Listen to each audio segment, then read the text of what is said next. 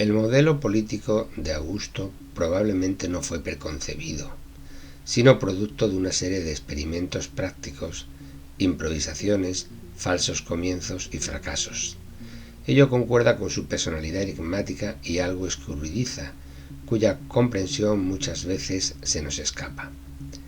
Cuando regresó de Egipto, quiso cambiar su nombre Octaviano, con el indudable propósito de relegar al pasado la serie de asociaciones sangrientas que lo llevaron al poder,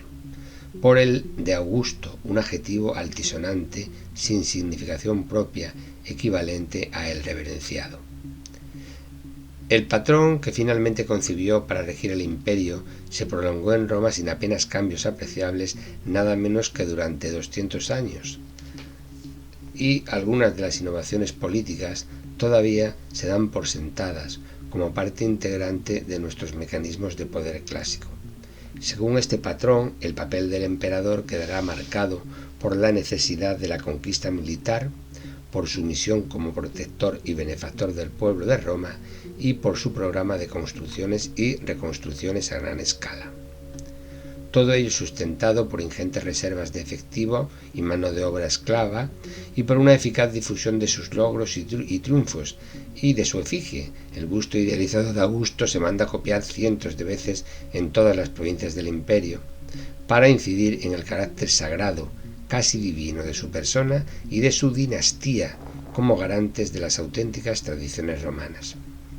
Esto permitirá una admirable estabilidad en los círculos de poder político del imperio y ya en el siglo II el desarrollo de núcleos que ampliarán este círculo en las ciudades romanas de las distintas provincias. Pero del mismo modo, las deficiencias de este patrón, que Octavio pretendió atenuar en su propia vida, se muestran también desde el principio y se convertirán en los grandes problemas sin resolver a lo largo de las tres dinastías de emperadores que van desde el ascenso al trono de Tiberio en el 14 a.C. hasta el asesinato de Cómodo en el 192 después de Cristo. Estas cuestiones siempre pendientes son la sucesión, las relaciones con el Senado y el papel de los pretorianos y el del ejército. El problema sucesorio fue una de las principales preocupaciones de Augusto. Es evidente que desde muy joven concebía la idea de transmitir su poder, y así lo demuestra la construcción del enorme mausoleo familiar en Roma, terminado en el año 28 a.C., y su laboriosa construcción de la dinastía imperial, ya en el 38 a.C., con solo 25 años, a fin de entroncar con la gens Claudia, una de las familias patricias más antiguas y prestigiosas de Roma, se divorció de Escribonia, madre de Julia, que sería su única hija, y concertó su matrimonio con la joven Livia Drusila, de 20 años, una de las bellezas más reputadas de Roma, por entonces embarazada de su segundo hijo y casada con su enemigo político Tiberio Claudio Nerón, quien a cambio del perdón aceptó el divorcio. Después del duro desengaño sufrido en el año 23 por la repentina muerte del heredero, su sobrino Marcelo, hijo de Octavia, Octavio Augusto no quiso fiar el destino del imperio a un único sucesor, y puesto que no tuvo hijos con Livia, su obsesión fue diseñar una dinastía familiar. Primero sobre sus nietos, los hijos de Julia, que fue obligada contra su voluntad a casar con su principal colaborador en el poder, el general Agripa, 20 años mayor que ella, y a cuyos hijos, Cayo y Lucio, adoptó Augusto. Al malograrse la sucesión por la prematura muerte de ambos, Octavio trató de fundar la dinastía sobre los descendientes del anterior matrimonio de su mujer, Livia, postergando al mayor de ellos, Tiberio, en favor del menor, Druso, en quien veía mejores cualidades y a quien también tuvo una prematura y desgraciada muerte. Lo cierto es que Augusto no pudo resolver el problema de la sucesión imperial, y después de embrollar durante medio siglo el árbol genealógico de sus familiares, conforme a sus intereses políticos, solo logró que entre ellos surgiera una tremenda animadversión, y pese a todos sus denuedos, acabó teniendo por sucesor a su aborrecido Tiberio. El único de sus descendientes que le sobrevivió era el hijo mayor de su esposa Livia, que su esposa Livia tuvo con Tiberio Claudio Nerón, que había combatido en el bando de Marco Antonio en la guerra civil y que junto a su familia había estado entre los asediados de Perusia. Al respecto comentaba con ironía Plinio el Viejo, que vivió en la época de Adriano: Augusto murió con el hijo de su enemigo como heredero. El segundo de los problemas permanentes fue el papel político del Senado y del resto de la élite romana, a la que había que lograr hacer colaborar en la política imperial sin interferir con el poder del emperador. El enfrentamiento de los administradores imperiales, cada vez más enriquecidos, con la clase senatorial, como veremos, seguirá siendo objeto de difíciles controversias a lo largo del reinado de los otros 14 emperadores. Por último, la conexión del imperator con las tropas dispersas en las fronteras y las ambiciones de los mandos de la Guardia Pretoriana de Roma son otro de los dilemas con los que tendrán que lidiar los emperadores y sus consejeros. Todas estas diferencias y contradicciones del modelo augusteo son las que subyacen bajo la superficie de las escabrosas anécdotas de los biógrafos historiadores de la antigüedad. Tanto Suetonio, en su Historia de los 12 Césares, como Tácito, en sus Anales, otorgan mucha atención a las luchas por la sucesión entre las distintas figuras que ocupan el poder del imperio en Roma, hasta el punto de convertirlos en los personajes más vívidamente descritos del mundo romano. Las luchas por el poder en la familia de Augusto y en la de los Césares que le sucedieron, sus arbitrariedades, sus defectos morales y sus crímenes son narradas de manera brillante y trágica.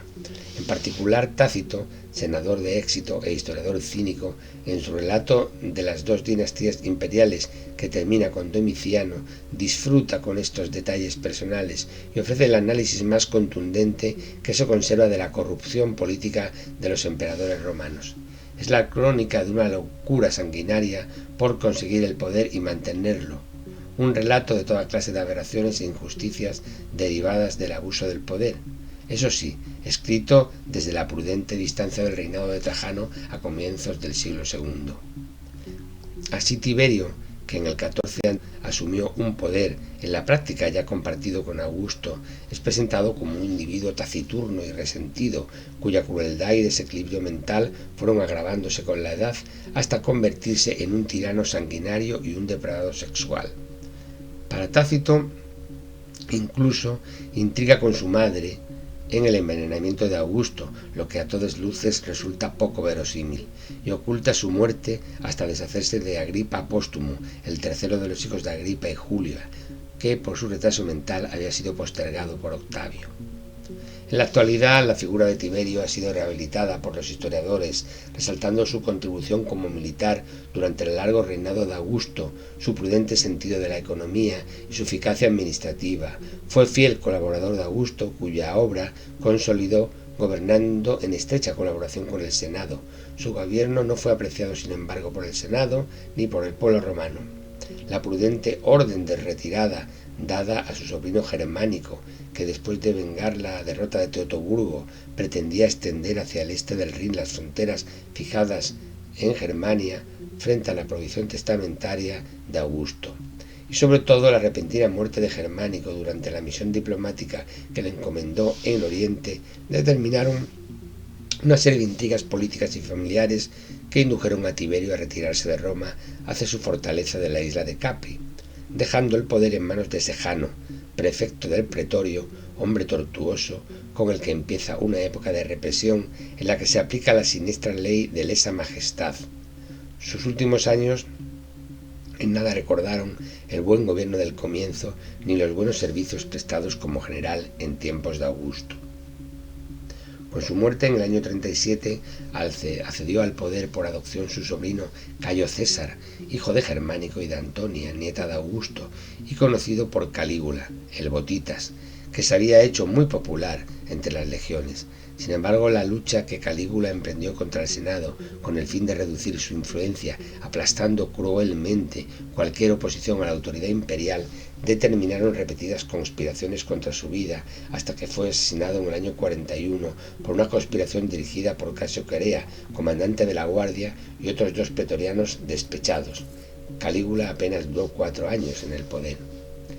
La adopción, como único resorte para la continuidad de la sucesión en la familia imperial, puesta ya en cuestión en tiempos de Tiberio con la conspiración de Sejano, ahora resulta a todas luces insuficiente.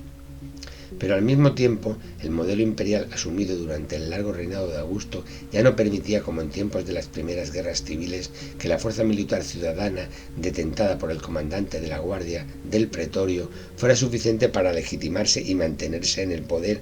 frente a los optimates del pueblo, pero sobre todo frente al resto del ejército acantonado en las fronteras. De ahí que los asesinos de Calígula, ante su notoria incapacidad y la del Senado para asumir el mando, declararan emperador a su tío Claudio, quien con el apoyo del Senado realizó una de las más abyectas campañas de desprestigio sobre la figura humana y política de Calígula.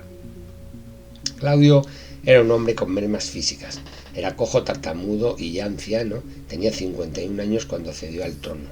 De esta sorpresiva manera, su debilidad le obligó a pactar continuamente la política, a seguir con el Senado y los pretorianos en un difícil equilibrio. No se libró de las conspiraciones dinásticas. Fue dominado por sus mujeres, la impúdica Mesalina y la sanguinaria Agripina la Menor. Sin embargo, su política se caracteriza por una buena administración y no dudó en saltarse la prohibición de extensión territorial de Augusto con conquistas en Mesia, Tracia y Britania. Desde que a.C.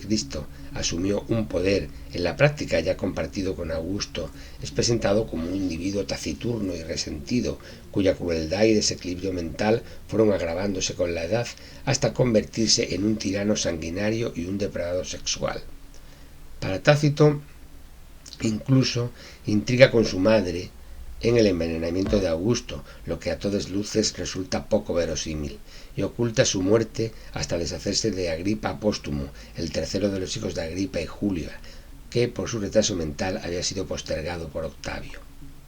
En la actualidad, la figura de Tiberio ha sido rehabilitada por los historiadores, resaltando su contribución como militar durante el largo reinado de Augusto, su prudente sentido de la economía y su eficacia administrativa. Fue fiel colaborador de Augusto, cuya obra consolidó gobernando en estrecha colaboración con el Senado. Su gobierno no fue apreciado, sin embargo, por el Senado ni por el pueblo romano. La prudente orden de retirada dada a su sobrino Germánico, que después de vengar la derrota de Teutoburgo pretendía extender hacia el este del Rin las fronteras fijadas en Germania frente a la prohibición testamentaria de Augusto, y sobre todo la repentina muerte de Germánico durante la misión diplomática que le encomendó en Oriente, determinaron una serie de intrigas políticas y familiares que indujeron a Tiberio a retirarse de Roma hacia su fortaleza de la isla de Capri,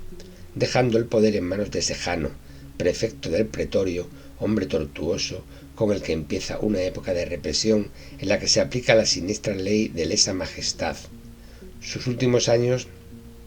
en nada recordaron el buen gobierno del comienzo ni los buenos servicios prestados como general en tiempos de Augusto.